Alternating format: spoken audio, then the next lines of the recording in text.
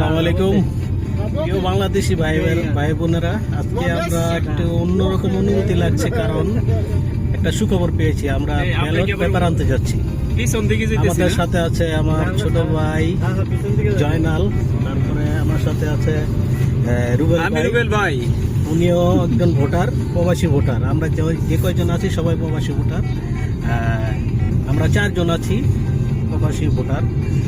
এই জীবনে ফার্স্ট বিদেশ থেকে আমরা ভোট দিব, আমরা আনন্দ অনুভূতিটা ফিল করতে পারছি, আসলে অনেক খুব মজার।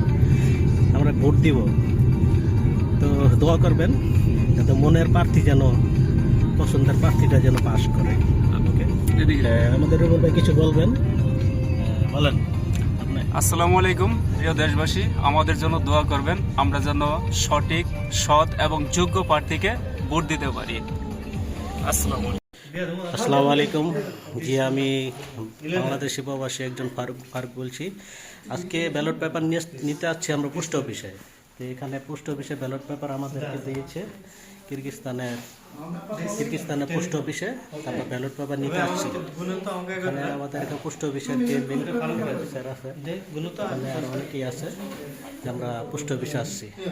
আমাদের জন্য দোয়া করবেন, আমরা যেন জাতীয় নির্বাচন ভোট দিতে পারি সঠিক প্রার্থীকে। ঠিক আছে, দোয়া করবেন। আসসালামু আলাইকুম, I am Bangladesh, I am from Bangladesh and